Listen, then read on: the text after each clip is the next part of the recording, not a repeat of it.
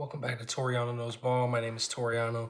Thank you guys for watching. Make sure to like, comment, and subscribe below. Today we're going to be diving into a little bit more of a mock draft. I always like to present what the free agency plan will be as free agency takes place right before the draft, to kind of give a glimpse at what the entire offseason will be and how free agency will impact the draft. So with no further ado, we're going to go ahead and dive right in. The first key free agents that we're going to sign, I'm going to name three guys. This was impacted a little bit today as it was announced that T. Higgins is expected to be franchise tagged by the Cincinnati Bengals. So we will not be signing a free agent wide receiver in this simulation. So we're going to finish off free agency by signing three key guys at key positions of need, which are the safety position, backup quarterback position, and the edge 3 position. I believe we need a starting safety. I think Andre Sisco is possibly out the door depending on how the regime incoming looks at him. I also believe we need a long-term answer at the quarterback position behind Trevor Lawrence. We've been cycling through guys like Beathard, trading for Mac Jones, Johnny Wofford, Nathan Rourke, many more names behind Trevor Lawrence. And we need a solid foundation of a guy that can be another leader in that locker room, as well as guide a young Trevor Lawrence into his 5th season. So I'm looking forward to adding key additions right here, and primarily the edge 3 position, it's been a talk of the town for the past 2-3 seasons, and it's well known that you cannot just have 2 pass rushers in this league. You need 3, 4, 5, and that was evident during this past Super Bowl won by the Philadelphia Eagles, where they had a plethora of edge defenders, defensive tackles, and even inside linebackers that could rush the passer. So I think adding an edge 3, someone that can really impact the quarterback as a rotational edge, is going to be big time for the Jacksonville Jaguars, as well for the Mason Smiths of the world, the Josh Hines-Allens, even the Travon Walkers, giving guys a little bit more of a mix, of variety, as well as giving guys a breather. I know we saw that Josh Hines-Allen and Travon Walker were not on the field as often as they should be last season, but it is also important to get guys off the field rather than just getting them on the field and having adequate play when they are off the field.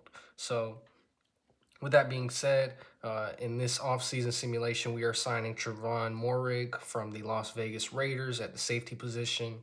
We are signing Jameis Winston as our backup quarterback of the New Orleans Saints, as well as Azeez Ojulari at the edge position from the New York Giants. He's going to be a big-time piece for us, and I think he has the bend, the burst, the production, as well as the snap count to show that he has a lot more in the tank. He is a younger guy. I believe he's still about 25 years old, and he is nowhere near hit his peak. And I think he could hit it in Jacksonville and be a great addition, barring since we've been looking for the answer from the Arden Key departure.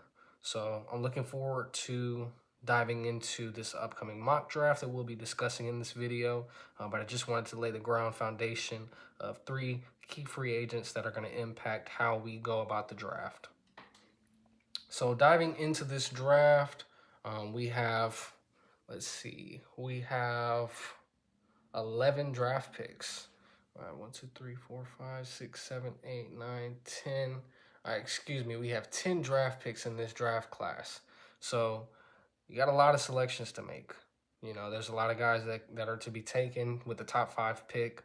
You have the 36th overall pick in the 2nd round. You're at the top of the 2nd round, and multiple 3rd and 4th round selections, and a lot of day 3 selections. It's nowhere near what we went through last season, where I believe there were in total 13 draft picks.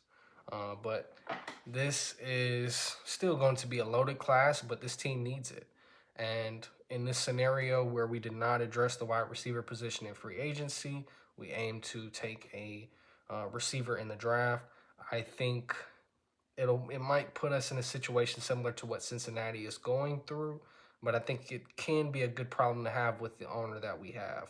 We don't struggle in terms of money as the Cincinnati Bengals do with their owner, and we have the funds and Shad Khan has been committed to allocating the funds to give us the best team possible, and if the talent is there, he is willing to pay. So, with the fifth overall selection in the 2025 NFL Draft, the Jacksonville Jaguars select Tetaroa McMillan out of the University of Arizona, wide receiver. This is going to be a phenomenal selection for the Jacksonville Jaguars and for Liam Coen. He has talked about in press conferences that he wants to light up the scoreboard, and I think with Tetaroa and Brian Thomas Jr., he can do exactly that with Trevor Lawrence. This gives you the 1-2 punch that every team, every premier team in the league has, whether you look at the Eagles or you look at, say, even in the past, we've had teams like the Kansas City Chiefs that have had 1-2 punch at the wide receiver and tight end position. So you have to have two guys in your passing game, and Jacksonville simply only has one answer right now. Evan Ingram dealt with injury this past season. Christian Kirk dealt with injury over this past season, but they're not necessarily superstar receivers or tight ends. I think you need an answer, and I think you find it through the draft of who is going to be that number two option. I think Ingram showed that he can be a top option, but it doesn't necessarily lead to a lot of winning. So I think him being in that number three role with Kirk in the slot as the fourth option makes this team even more dangerous. So with that being said, McMillan is welcomed here. He will be the X receiver with Brian Thomas Jr. remaining at the Z slot, with Christian Kirk in the slot position as your Y receiver, and with Evan Ingram moving as your move tight end, and Brenton Strange as your inline blocking tight end. So you have a really, really, really, really deep receiving core now. You have guys that can go out and push the boundary. McMillan can also be a possession receiver. He is great after the catch, no matter what you see from the draft pundits. If you actually watch the film, this kid does amazing stuff with the ball in his hands. And you want to continue to get more pieces like that for Trevor Lawrence that do great stuff with the ball in their hands. So welcome to Duval Tetaroa McMillan, and we're moving on to the 36th overall pick, where we are taking Azariah Thomas out of Florida State University, cornerback, and this kid is locked down. I mean, shout out to Tay Miller out on X. I appreciate you for kind of pushing me towards this selection, getting me to dive into a little bit more of Thomas's tape. But he has been a phenomenal corner for Florida State. He has been absolutely locked down. If you watched him during the Senior Bowl, he was giving wide receivers fits. And I mean, they could not do anything in the red zone with him. No more of the gimmick, releases, trying to shake a guy off the line by moving your head. You can't do that with Thomas. These new age receivers try to do some different things that may look funny on film. Thomas picks up on it and he just wraps it. It's a seatbelt with this guy. I mean, I love the kid. I think he has a lot of potential. I think he's definitely a starting outside boundary corner in the NFL. And if he is able to stay healthy, which I think he can, I think he could end up possibly being the number one corner in Jacksonville within 2 years. I see that type of potential with him. I think he has all the tools. I think he has the size. I think he has the strength. And I believe he can be, a really phenomenal player and a big time steal, similar to Tyson Campbell in the second round. Next, we're going to be diving into the interior offensive line with the 70th overall pick, and we're selecting son of former NFL player Tate Ratledge, and this is going to be your answer at right guard coming out of Georgia. This kid is a pro. When you watch the film, this kid is simply a pro, a tactician. Like he has the full technique, he has the power, the bend. He's able to get to the second level. Kind of, I don't really see anybody at the guard position that moves the same way as him, other than a Zabel or even a Imbo. But there's not many guys in this draft class that move like Tate. Has the NFL pedigree from his father. Normally, when you see a guy that has an NFL father, you take him, in my opinion. More times than not, I would say 8 times out of 10, this kid is going to be at least a good player on your team, if not a role player. And half the time, they're a star. So I would rather take a chance on a kid that has shown he can play in the SEC and be a starter for multiple seasons and win championships. I want that on my team. When you play at the highest level in the SEC, I want that on my team. So I'm taking Ratledge here at the 70th overall selection. Again, he's taking that right guard spot, your starter. You have an answer there. We didn't address it in free agency. We added depth, but Ratledge has the chance to be, in my opinion, I think he could be a future Pro Bowler. I don't see All Pro yet, but of course, we're going to let the offensive line coach really try to draw out the potential in him. I think he has the upside. He's not an older prospect, so that's really good. And I think it should be interesting to see where he goes in the draft, but I expect for him to go in that day 2 range. Next, we're going to dive into the 88th overall pick, which is Jared Wilson, the interior offensive lineman. He is a really, really athletic center prospect. This kid has the power. I mean, bringing the Brinks truck, this kid is pushing it. I mean, Jared Wilson might be the most athletic. He might be the most athletic interior offensive lineman in this class. When you watch it, once we see the RAS, once you see the combine, I mean, this guy might make himself some real money at the combine. I don't know. I don't know if he even makes it to 88 by the time the combine wraps up. He might jump up in projection to day 2, to early day 2, and you might see this guy go in the top 50. That's how athletic this kid is. So I would like for him to be the center of the future. I think Morse is somebody that you allow to play out his contract and then you move on and you have your solution there. Fortner is not your answer, even if Coen has the Kentucky ties. But I do think that Wilson has a chance to be a long-term starter. He has the pedigree coming from Georgia as well. And with Tate Ratledge and Jared Wilson, you have the synergy coming from being in that interior offensive line for a championship team in Georgia that you kind of replicate what has happened down in Los Angeles, bringing in Braden Fisk and Jared Verse at the same time. So seeing what's happened over there, seeing how, when you bring a guy in alongside his teammate, it makes the transition to the NFL easier. They have more chemistry, they're able to communicate, they're on a different level in terms of communication than meeting with their new teammates. And so when you have guys that normally work side by side with each other and you make the transition easier to get to the pros, normally they perform better than what the expectation will be, even if they're a later draft selection. So I think the NFL is starting to learn that when you draft guys that have a connection to who they're playing with, they tend to work out. So, I mean, Cincinnati figured it out early. The Rams have figured it out. I mean, there's countless situations where you can name where you've gotten a teammate for somebody that can play alongside them, and they turn out to be Rookie of the Year, MVP candidate, or Offensive Player of the Year candidate.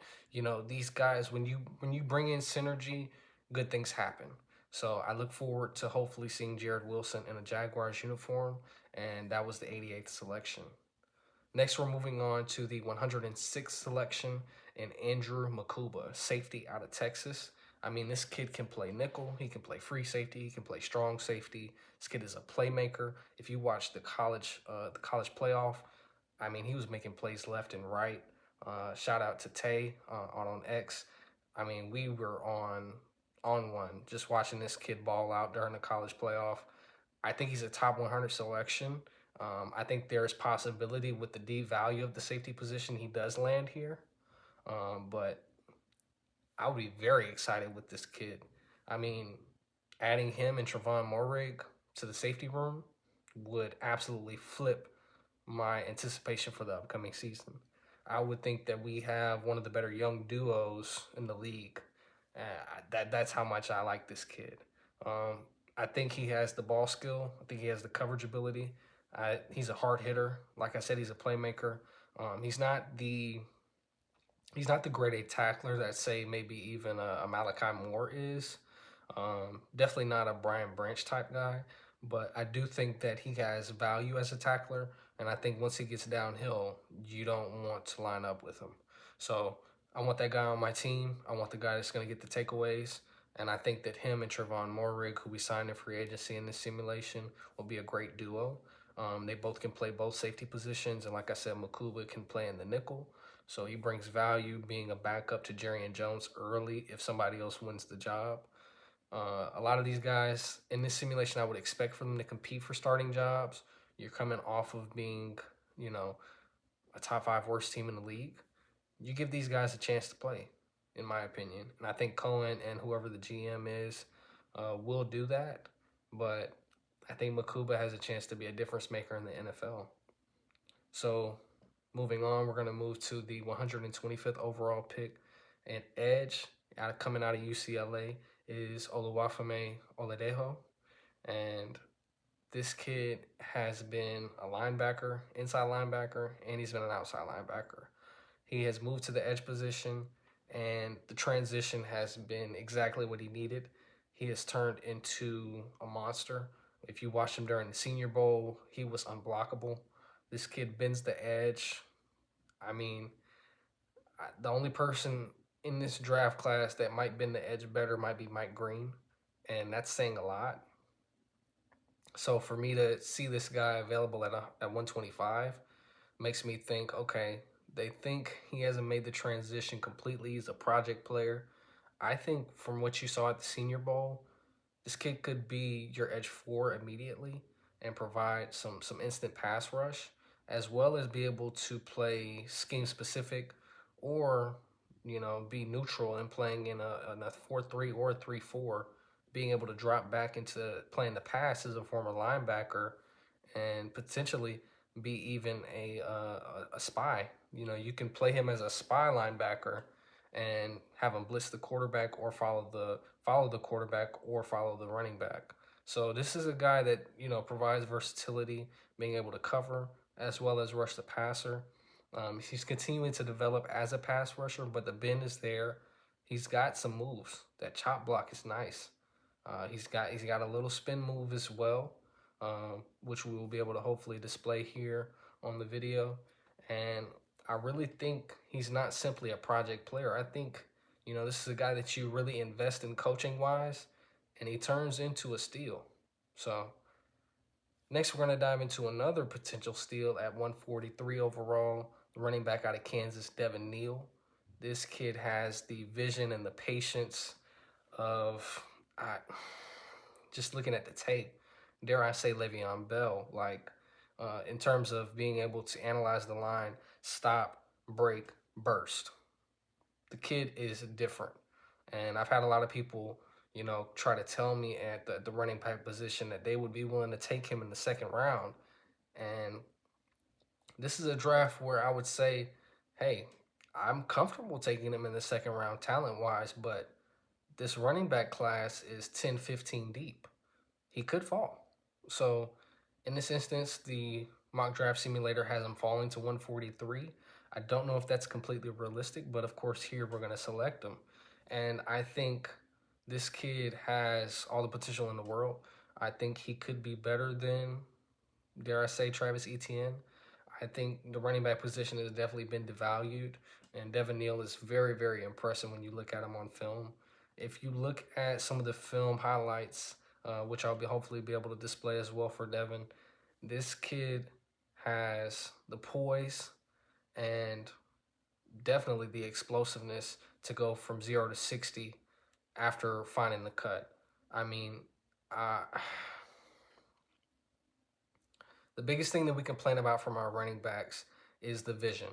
Travis Etienne, his biggest knock as a prospect was his vision. He had the burst, he had the athleticism, he had the speed. He's able to get around the edge. He's better outside the tackle than inside the tackle. So he's not a complete running back for you, but he's a playmaker. So if you're able to get him out in space, whether it's by the run or by the pass, this kid is a home run threat.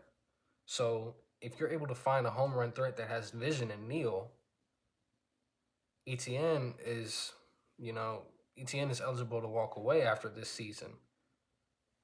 You have your power back in Bigsby now with Neal as your third down back.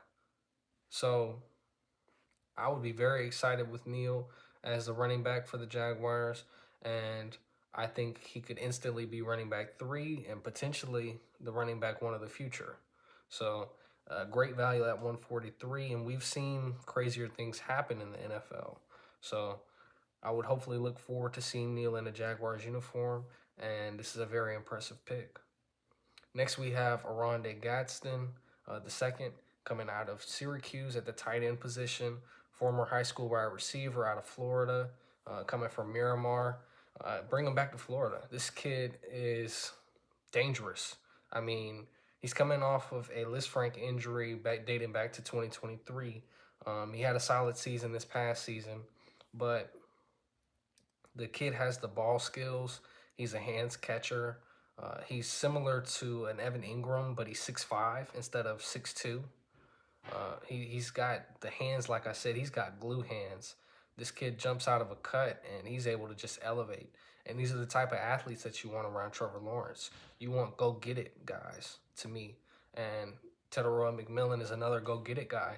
So you continue to add go get it guys and just play jump balls. You know, we've watched countless highlights of Trevor Lawrence where he's high pointing the ball and the receivers that we have just don't have the size or the athleticism to go get it. And it's not necessarily an error on Trevor, uh, but it's part of the communication. So if you don't have the athletes to go get it, which is why a lot of fans want T. Higgins on this team, you go find them. And so I believe Gadsden is a welcome addition. He's a solid blocker, but like I said, he's another move tight end. He's able to play inside the slot. He's even eligible to go on the boundaries, as he's, like I said, a former receiver. So the transition at Syracuse, moving him to tight end, was actually a really great move. He had one of the better tight end seasons of 2022, and I think he has a chance to be a really, really good NFL player. So with him having the receiving chops, I think he could be a threat to Brenton Strange's job if he doesn't continue to elevate. But Strange has been elevating each week over the past year, so I think he'll continue to fight for that tight end 1 spot if they're wanting to move on from Ingram after this season. But like I said, Gadsden, a great move tight end, great slot, can play on the boundary. This kid has a full package as a receiving tight end, so I'd be excited to have him. And we'll move on to the 196th overall selection with Chase Lunt, offensive tackle out of UConn. This kid has swing tackle potential, and he continues to be a threat. He's 6'8". He has clean pass protection skills. He has the knee bend that you want to see from a taller offensive lineman. He's great against the edge. He doesn't struggle against the power guys that you kind of expect for the taller offensive tackles to struggle with. So I mean, to me, this is your potential long-term swing tackle. I know we expected Javon Foster. I know I certainly did, to be a bigger hit than he has been. He has definitely struggled to even fight for a role behind Anton Harrison or Walker Little. So it's going to be interesting to see how that plays out. I think Chase Lunt is a very good prospect. I see him as a big riser as well. A lot of these guys you might see go earlier than what I have them in this video. And that'll be really interesting to see after the combine. But that's why you make the videos, to try and get ahead of the curve and show you guys who the interesting prospects are in this upcoming class. But Chase Lunt, 6'8", a real 6'8". When you see him at the Senior Bowl, like, this kid is a legit 6'8". He has the strength of an ox. I mean, this kid, he can bend. Like, I don't see why he should be going in the 6th round. I know that a lot of people don't like his run blocking. I do think he is a better run blocker currently than a Walker Little, but I don't think people are attracted to the level of competition that he did play at UConn. But there's not really a major knock for me for Chase Lunt. I think as far as for Chase, there could be some drawback to him being a processor. He doesn't really do excellent with the stunts, and he doesn't do great with the power rushers rather than the speed rushers. His height kind of created a challenge for him in his technique, as it would kind of make him a little bit more erratic in his hand placement. And he has the tendency to duck his head into contact against speed rushers. So there's certain things that you have to continue to develop with him on, and he's more of a zone heavy scheme guy. But if you put him in outside zone concepts, this guy, you might get to work. Like, you might have a starting tackle. So I'm all about competition for this roster. I think he's a worthwhile investment on day 3. I think you continue to develop him. By year 3, you definitely might have a potential starter at the position, and that's what you want. You want guys that can step in if there's injury, or guys that can, make you alleviate paying another guy in Walker Little. So we'll see what type of player he turns out to be, but I think Chase Lunt would be a welcome addition. And we're going to move on to the final selection here in Elijah Roberts, the defensive lineman out of SMU at selection 223. Now, this kid is considered an edge rusher, but I consider him a defensive end. I would see him as an interior pass rusher. He's 6'4", about 278 pounds, and he's got some bend. I think he has the power. This kid is really, really good against the pass, but he's not as much of a run defender. So I don't think he'll be more of a rotational guy in terms of being able to carve out a role. But he has been really good of a pass rusher from the interior with his burst, with his strength. He has very, very violent, active hands. We want violence at the point of attack from this defensive line, and he has versatility. Like I said, he can play on the interior or on the outside. Kind of be that. I see him as a backup for Eric more so. I think Mason will be more just strictly interior pass rush. Devon is your nose tackle. I think Tyler Lacey will continue to be a backup nose tackle. But you have guys on the exterior. You'll have Azeez Ojulari. Sorry, I have Scooby barking in the background. But you have Azeez Ojulari, Travon Walker, Josh Hines-Allen, and as well as adding, a guy in the draft with Elijah Roberts and then Aloha Fami. So this kind of gives you some versatility on the D-line. Continue to invest in the trenches. This is a guy who can be an interior speed rusher for you, has the violent and active hands, and can really be physical at the point of contact. So these are the type of guys that you want. In this mock draft, we got bigger, we got stronger, you got playmakers on the outside, and Azariah Thomas, Ted McMillan, Andrew Makuba, Aronde Gadsden II, and then adding a running back in Devin Neal. You got bigger in the trenches and solidified the trenches on the offensive line with Tate Ratledge and Jared Wilson. And then adding a swing tackle, which we need in Chase Lunt. And the defensive line got a big boost. So I think this would be a really excellent draft. I think Jameis Winston would be a great quarterback too.